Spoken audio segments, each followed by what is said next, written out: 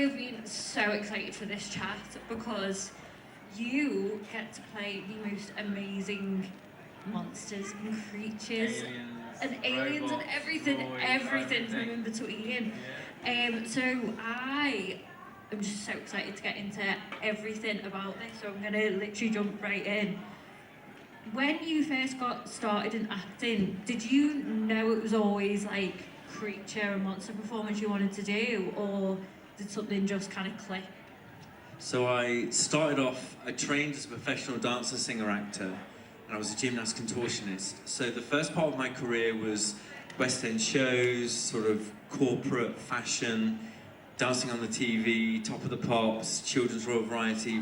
I mean, it was sort of, that was it. That's what I did.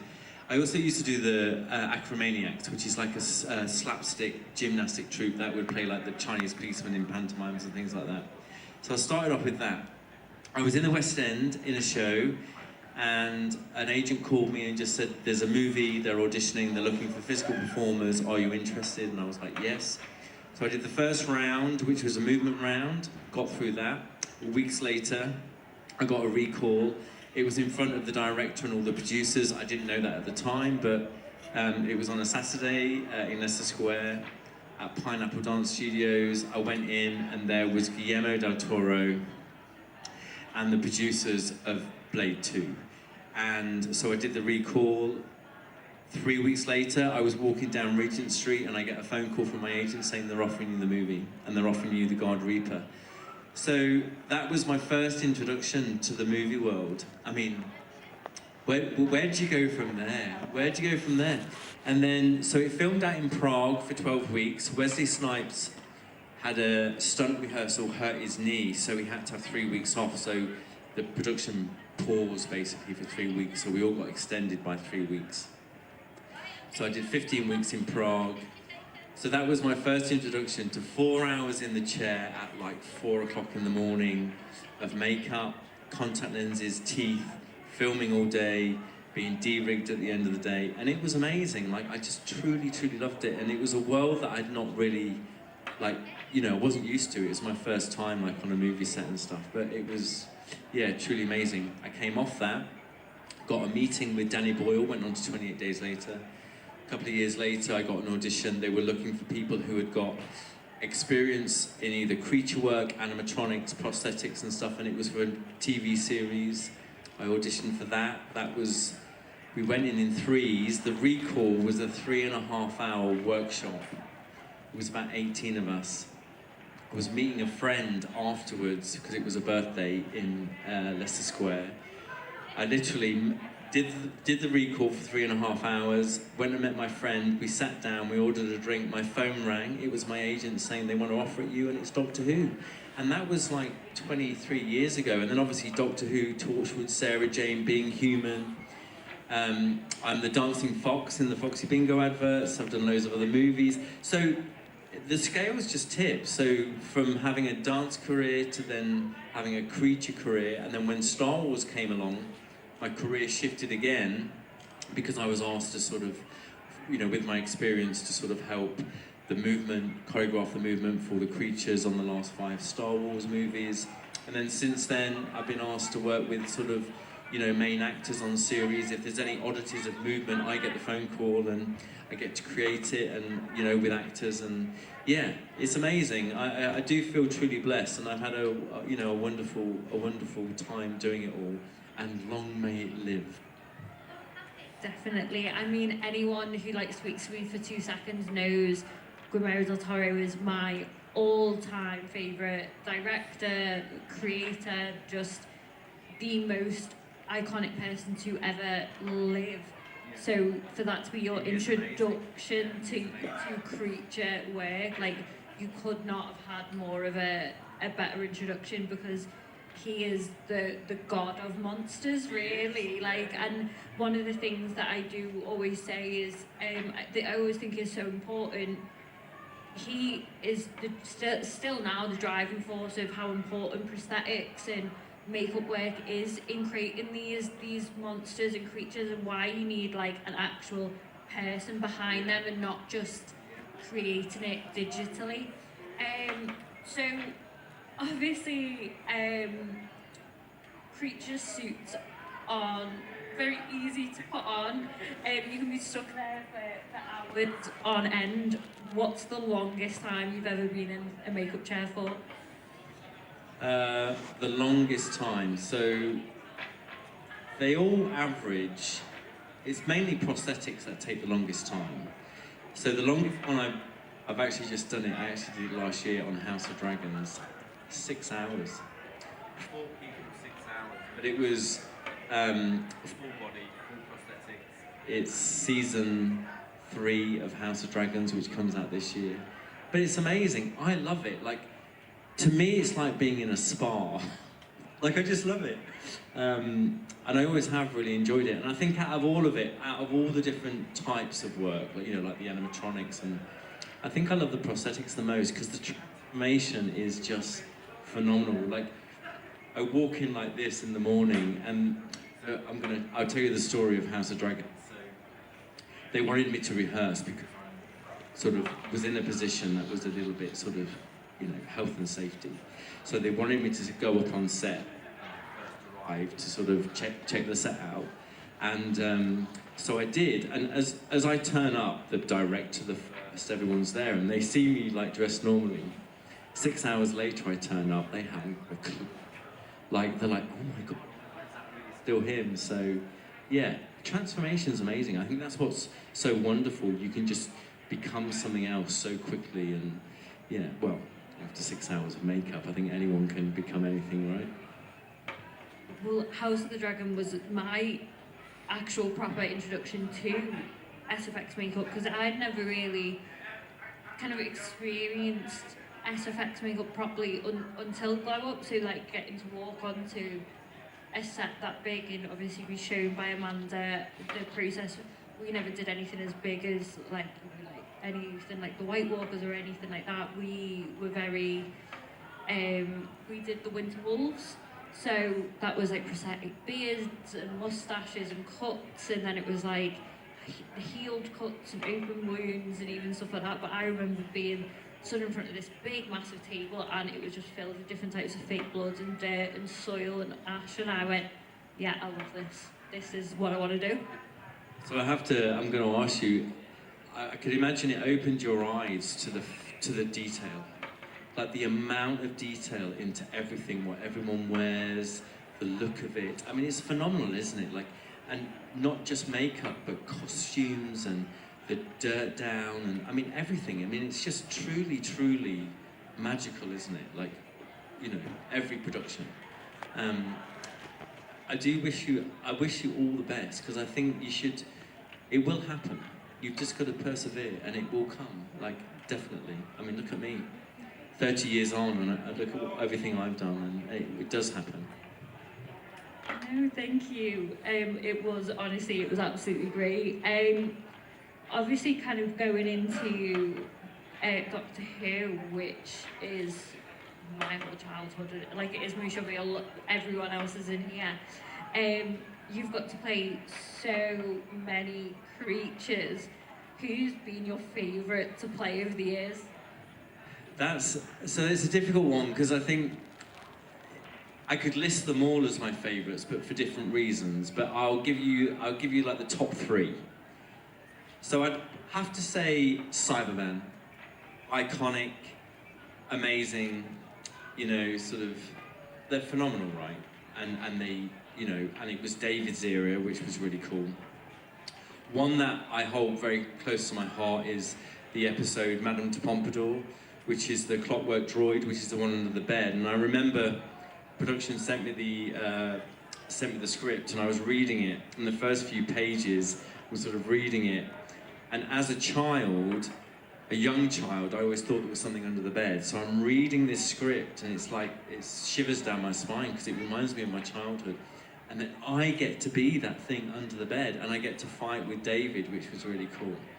And the writing of it, you know, the difficulty of writing sci-fi period episode.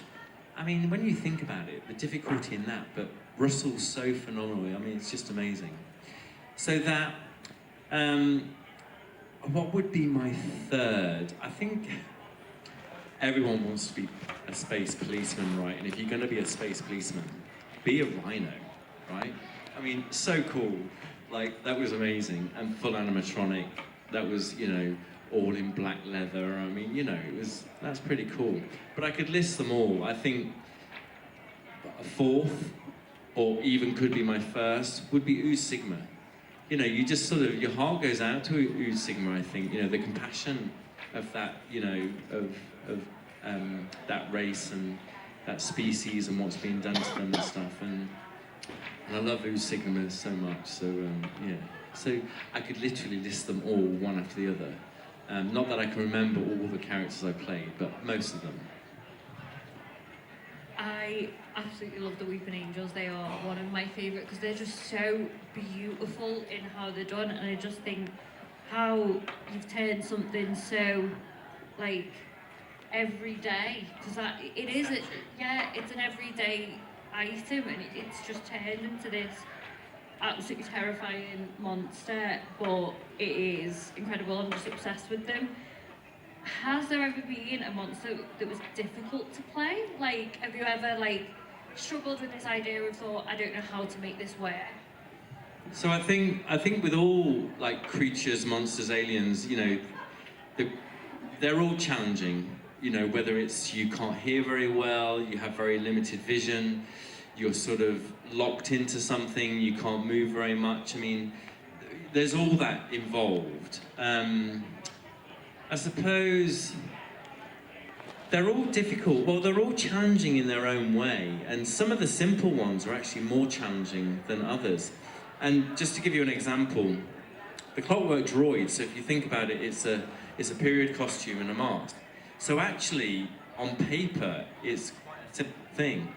But actually, period costume, like true period costume, which is what it was, the costume came from angels, they're so rigid and so tight that actually, they actually get quite uncomfortable. So all these period drama, you hear of actors talking about corsets. It's so true. It's so true. And quite often the shoes that they wore were a lot smaller. So you're literally being pinched. Your feet are being pinched all day. And yeah. So some of the simple things are actually some of the more challenging, and some of the things that you think are really difficult. I suppose the Cybermen, in a way, they were fiberglass suits. We had fiberglass pants. You couldn't sit down unless they were taken off, because they crack, and they were just so rigid. Like once you were in the armor, that was it. You were locked in until they let you out, basically. And if you think about it, not being able to move muscles after a while, it does. Your muscles start to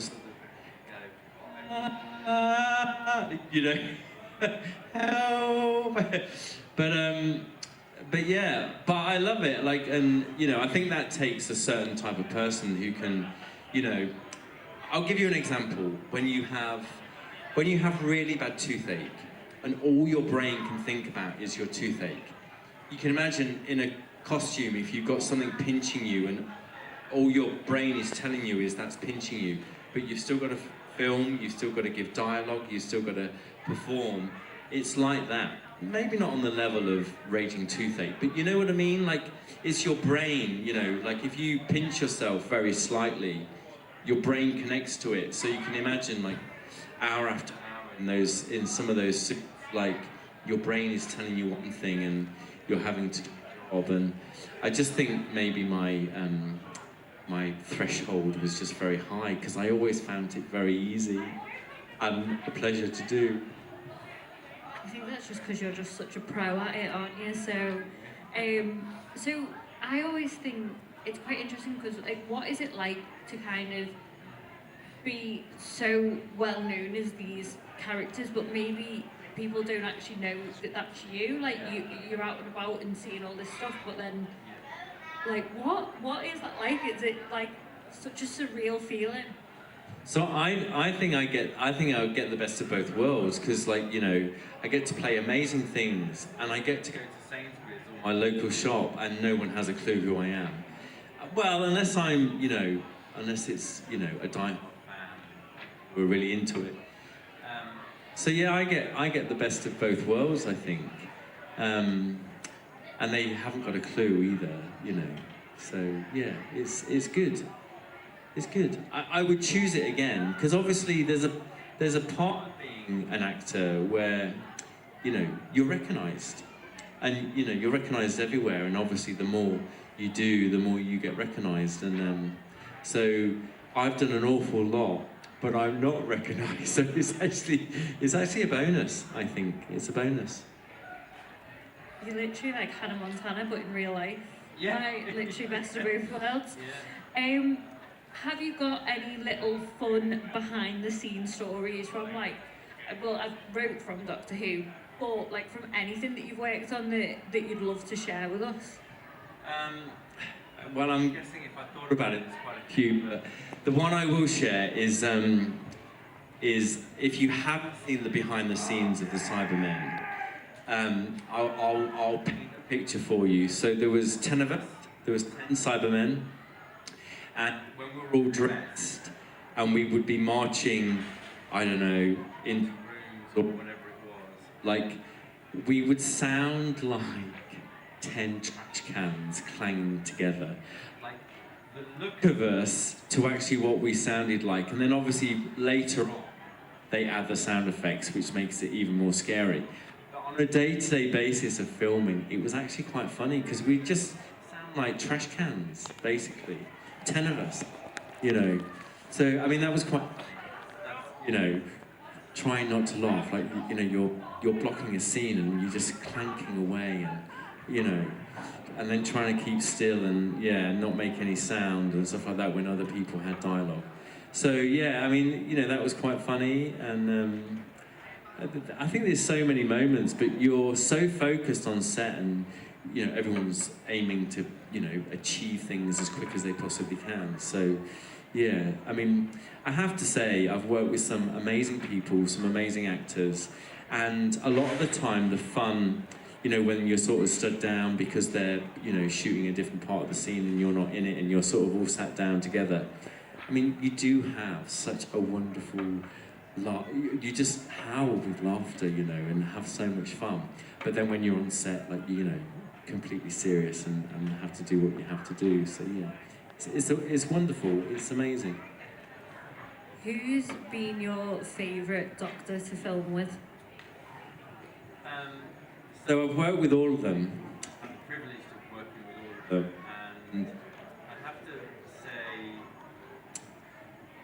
probably I would choose David, but because I did the most work, I played the most characters with David, and yeah, so probably David really, but they're all amazing, and I have to say that the role as the Doctor for an actor, it's really difficult. Like, the dialogue's really difficult. The Doctor has pages and pages of dialogue. He's the main one in most of the scenes.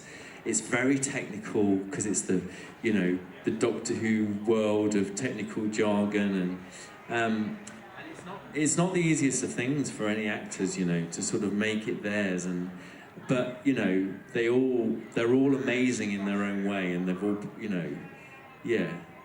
They've all done it amazingly. But yes, I think I'd say David just because I played so many creatures on his 3 series. So yeah, I'd say David. Amazing. So has anyone got any questions they would like to ask? Brilliant. Let me just put this down and I'll come over to you. Just what was working with Liz Sladen like on the Sarah Jane Adventures? She was an absolute dream. She was amazing, an amazing woman. So beautiful, so gentle, so good. Like, she was so good at what she did. Yeah, yes. I'm looking up to the stars because she'll be up there in the stars. She was amazing. Yeah, beautiful, beautiful lady. Anyone else have any questions? No. No? Should we we'll just carry on gabbing then, shall we? I need to know more about Guillermo del Toro because he is my absolute dream to get to work with. Yeah. And obviously, you've also done Hellboy. Did you not do Hellboy? No, I didn't. I think ignore me, I'm wrong, completely wrong. But still, tell me what working with him is like. So you are aware he comes from a prosthetic background, aren't you? Yeah, so he worked in a Spanish prosthetic company, and then I don't know how it came about, but he was obviously very up there in that whole movie thing, and he had all these ideas. And I mean, look at Pan's Labyrinth, Shape of Water, and I mean, they're all his things, you know, they're all his things.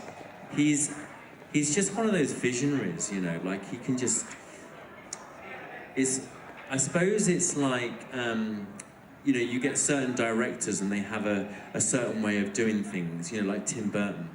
Guillermo's the same, like you can tell it's a Guillermo film, and they do say that obviously Blade was one of the first set of films to sort of open the doors for Marvel, sci-fi, I mean, that whole world, which is what we know today. Do you know what I mean? Well, I suppose you can go back and say Star Wars was, but the actual Marvel side of it, because Blade is Marvel, right, and from comics and stuff. But yeah, he's phenomenal and has a phenomenal team, and yeah, I mean, I'd love to work with him again. He's done Frankenstein. Have you watched Frankenstein? Is it amazing? Is it? So I'm going to ask you now. I'm going to start to ask you. So Shape of Water, Doug Jones. How amazing is Doug Jones and Pan's Labyrinth? Just that look of Pan's Labyrinth. It's so clever, isn't it? It's Who? Have you? From America? Yeah, I mean, his CV is phenomenal, right? I mean, he's the American, he's just done so much. He's the American me. Oh, bless you, that's very kind. I keep saying to the bosses here that we need to get Guillermo del Toro, but no one listens to me. No one. I'm messing completely. And like I do think I love the fact he's actually come from the prosthetics, and I think you can see that with the monsters and the creators. Yeah. But so does Russell T Davies. Russell T Davies loves creatures and monsters. What was it like working on like 28 Days, like with the whole like zombie, like how did you kind of create that movement around it? So that was Danny Boyle. So that was his vision. So I was actually in Prague on Blade, and I knew there were workshops going on, and Danny was taking these workshops with physical performers to sort of create it and the story behind it and where it comes from.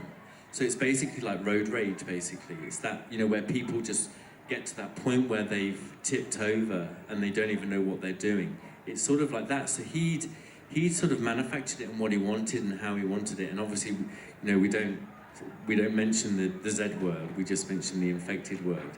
And so yeah, it was his thing. And then when I met him, he sort of spoke to me about it and said, welcome on board. And then I did, you know, shot some of the stuff and more towards the end of the movie. And then when 28 Weeks Later came about, Danny was filming on Sunshine and it ran over. But it was already planned for 28 Weeks Later in the schedule. So they got Juan Carlos to direct it, but Danny did all the second unit stuff. And I just got a phone call from the first AD just saying, we need someone to take all the auditions. We're gonna need like hundreds of infected performers. You know, we'll have like our A team, B team type thing. Will you take all the auditions and will you workshop them all and be there on set with them? And I was like, absolutely. But at the same time, I was on Doctor Who, Torchwood and Sarah Jane. So it was like, it was very busy, like it was a very busy time. But it was wonderful because I got to take all the auditions, I got to, the physical performers. I think there were, 160, 180 of them. And then on each day of filming, they'd have other people that I'd train in the morning. So there were people pre-rehearsed by me, and then there were people that I would train up on the day. Because some of those scenes, there were like, hundreds of them. So yeah, it was good. It was good to go from playing it to then, and they sort of said, here's the script, choose what you want to play. And I was like, oh, I'm not going to choose. But they actually chose for me. So at the beginning of 28 Weeks Later, they're in the cottage. Do you remember it? So they're in the cottage, and then they start to sense there's something outside. And then there's a infected breaks in through the window and chases the mum and dad up the stairs into the bedroom, and then they split, and the wife goes one way and Robert Carlyle's character jumps out the window. Well, that's me.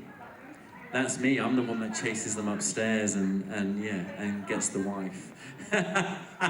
So I ended up doing that, yeah, and that was like full contact lenses. That was makeup. That's all pure makeup. It's all pure makeup. I think makeup's amazing, right? What you can do with it and how you can transform someone, you know, even with veins, and it's amazing. I just think it's, yeah, sometimes the simplest things are the best things, really. And I'm guessing by your makeup today, you like all that whole sort of horror, scary stuff. Yeah. I am very much horror. They found me full of horror, and they just bring me along to the other ones as well. But yeah, horror is my all-time favourite. I got to chat to some of the people I was on House of the Dragon that had worked on 28 days and weeks and then even years. Like they even had like contact lens creators, so each of the lenses are actually specifically designed for those infected, which I was like insane, crazy to think about. And teeth, yeah, like insane to think about. One last question, obviously before we finish. What would you say you prefer doing? Because obviously they're two completely different kind of styles. Do you prefer playing these monsters, or do you prefer creating the movements for like maybe other people in like teaching? I'm gonna go 50-50, both. Like I couldn't say either, because I truly love both so much. Like, you know, movement's my thing, and you know, when I get first introduced to an actor that I'm going to be working with and helping on their movement, the first thing I say to them is, I've got every answer you could ever need, and I'll give you whatever you require to be the best you can be, because I do have it. I have all the terminology. I can help them, you know, however they want it, however they want to feel it, to make it look natural and make it their own. Like, I have all that. And also the creature stuff, like, I've done that much of it. Like, I can help anyone, like, you know, if it's a tough day, a hot day, or whatever is required, or for production, for them to get the shots that they need, you know, to better those shots and what those performers need to get those, you know, those sort of golden nugget shots, if you see what I mean. But then I love getting in front of the camera, and from Star Wars, because obviously most of my role was movement, but I did play some of the characters. I'd sort of been behind the camera, so when it got to House of Dragons and I was back in front of the camera, it just made me realise, like, it's a wonderful place. It's amazing, yeah, and to get to perform. But the difference was, like, I think I just gained an awful lot more experience. You gain an awful lot of experience behind the camera because you get to see a lot of things and what's required and what can help, and obviously the more tools you can have in your bag, the better, right? And I just think I gained a different type of experience being behind the camera, from being in front of the camera to behind the camera to then back in front of the camera. And I think that's what it's about. It's about, you know, I suppose knowing your craft. And when you see some of these amazing actors and amazing performers, it's because they have gained this, you know, all this experience basically. So yeah, so I'm going to say both. I love it all. I love it all. Amazing. So I think that is all the time that we have for today. Thank you so much. It's honestly been so much fun. And I cannot wait to see you play some of our favourite monsters very soon. Yes. Thank you so Thank you much. very much. Thank you. Thanks everyone. Bye. Boy or a girl? Little girl. Little girl. Lipsy.